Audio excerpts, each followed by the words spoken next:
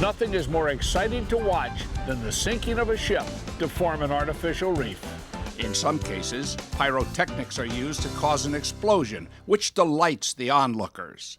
Because of concerns regarding impact on marine life and unnecessary structural damage to the vessel, the actual sinking of most mid-size and smaller ships involves the opening of seacocks using auxiliary pumps or carefully cutting holes in the hull to flood the ship.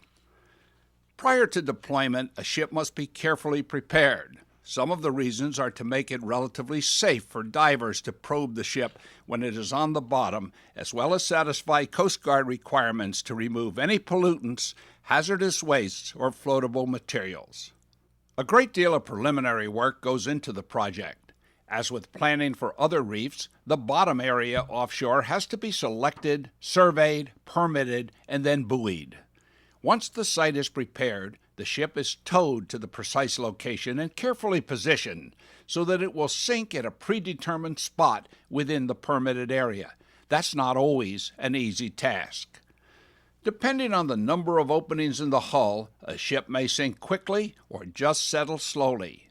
As the once proud vessel slips beneath the surface, water rushes over it and air bubbles mark a trail to the surface. Minutes later, it sinks to its final resting place on the bottom. Divers report that within a few hours, fish find this new haven and begin to take up residence. It doesn't take long before the artificial reef starts to attract a complex system of marine life. Several biological and regulatory parameters determine where an artificial reef can be located. As in real estate, the key with artificial reefs is location, location, location. The popular saying, "If you build it, they will come," is not necessarily true. The best designed artificial reef structure might fail to meet its objectives if it is placed in the wrong habitat or wrong water conditions for the organisms being targeted. Additionally, every permitted reef site must satisfy the requirements of local, state, and federal governments. The site cannot contain seagrasses, coral of any type, or other hard-bottom communities. Water depth has to be at least 12 feet, and the top of the reef has to be less than half the total depth of the water. It must provide appropriate navigational clearance. Reef locations have to be out of any known shipping lanes. There can't be any conflict with alternative uses of the site, such as telecommunication cables, ship anchorages, gas pipelines, sand borrow areas for beach renourishment, shrimping grounds, or military restricted areas. The structure must also be firmly anchored to the bottom or otherwise be stable enough at the depth placed so that it will not move in a storm. Typically, permitted areas have barren, sandy bottoms without vertical relief for different species of fish. Nearly all Florida artificial reef permits are held by local coastal governments or the state. The majority of artificial reef sites remain concentrated over a relatively small permitted section of bottom near the coast. In the western panhandle, however, there are some large offshore sites, primarily because there are few conflicting uses and less than 5% of the seafloor in this area consists of natural hard bottom. This is the lowest percentage of hard bottom of any region on either coast of Florida.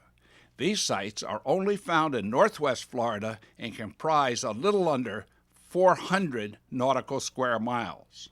Although people think of artificial reefs in open, offshore waters, artificial reefs have been placed on open sand and mud bottom in bay systems of southwest Florida, where they have demonstrated some success in providing habitat for various life stages of recreational important species such as gray snapper, sheep's head, gag grouper, and even the tasty stone crab.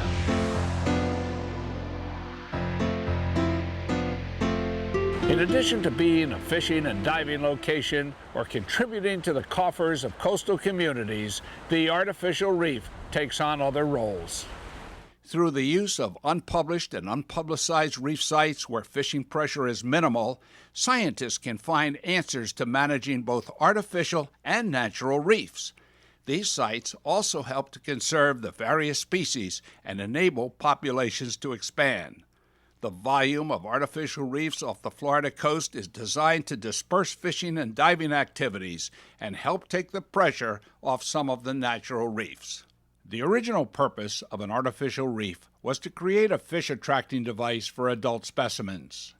Researchers soon realized that short-term reefs did not solve long-term problems because they deprive fish of refuge and habitat once the reefs disintegrated. Fish may have become more concentrated in fewer areas, but the question of increased production still lingered. The modern reef boasts a much longer life, which translates into habitat for all fish life cycles and multiple generations of fish. These reefs are now expected to enhance juvenile survival as well as providing a haven for mature fish. Managers try to ensure that fishing pressure on adult fish does not exceed the productivity of the reef. It's a delicate balance. Overfishing, without practicing catch and release, spotlights one of the key problems of artificial reefs. This can have a much more serious effect on bottom dwellers that remain on the reef. Pelagic species may appear and disappear at will, moving on and off the reef at any given time. That makes them much more difficult to target and catch.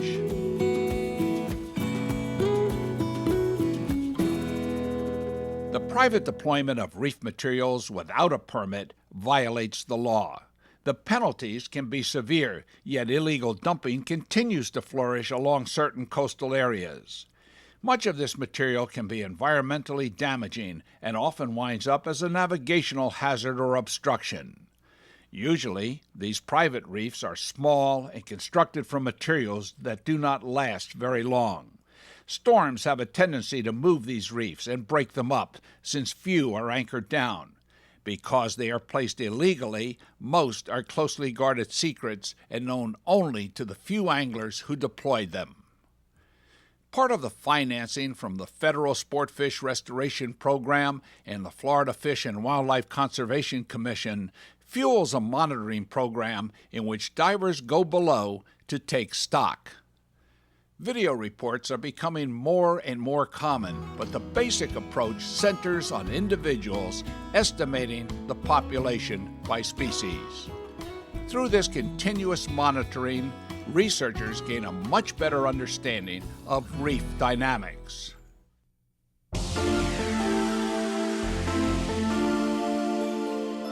Fundamental designs have been tailored to make artificial reefs more effective. The size of the reef horizontally or across the bottom and how it is positioned can be important considerations. Fishermen naturally want the largest reefs possible. For one thing, a larger reef is easier to find, and the unscientific theory is that oversized reefs hold more fish. The facts state, however, that as the size of a reef increases beyond a certain point, there are diminishing returns. A reef 4 times larger than another reef does not hold 4 times as many fish. The vertical height of a reef is called profile or vertical relief. For bottom dwellers, the ideal profile of a reef is approximately 36 to 40 inches. That's why most modules are made to that size. Science shows that scattered, patch-style reefs are much better for the fish. These are small habitat modules with a low profile, strewn over the seafloor rather than being concentrated. The scattering process also enables reef residents to feed on non-reef prey. When reef modules are too close, they tend to saturate the area and production suffers. Multiple reefs tend to maximize the total number of fish and the number of fish species. These smaller reefs should be spaced at least 100 feet apart. Artificial reefs in unpublished locations offer additional benefits. During major storms, some reef materials may be displaced from their original location, yet remain intact and, for a while, undiscovered. More recently, small but stable and durable patch reefs have been systematically placed at unpublished locations in permitted areas with the intent of achieving higher spawning ratios and the reestablishment of a more natural size population spread. Artificial reefs have other potential applications. They may be developed as fishing sites to counter areas lost to fishing through the creation of marine reserves that encompass natural reef or other essential fish habitat areas. A marine reserve is designed to increase the number of fish by reducing the catch rate, while artificial reefs increase the number of fish locally by extending hard-bottom habitat into areas where this type of habitat did not exist. Florida's Artificial Reef Program ranks as a rousing success and a pace-setting partnership with coastal agencies. It has enhanced the recreational fishing potential that makes the Sunshine State the fishing capital of the world. At the same time, these reefs provide unparalleled sport diving opportunities. Both of these benefits attract residents as well as visitors to our shores, making their experiences exciting and memorable. Coastal communities enjoy the economic rewards of having artificial reefs in their home waters. From a fisheries management view, the artificial reef becomes a scientific tool for multi-test projects. Through these strategically placed habitats, researchers are able to monitor the effects on natural reefs as well as those created by man.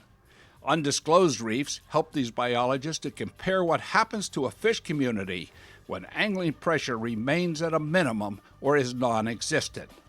The results will help the Florida Fish and Wildlife Conservation Commission better manage the waters we fish and the species in them. As stewards of our waters, all of us have a role and a responsibility in helping to protect the concept of the artificial reef. Through above-water markings and electronic positioning tools, they are relatively easy to locate. Because of that, it is important for all of us to practice catch and release whenever possible. Take what you need for food, but release what you don't absolutely need for tomorrow. If all of us work together, Florida's fantastic fishing will be around for a long time to come.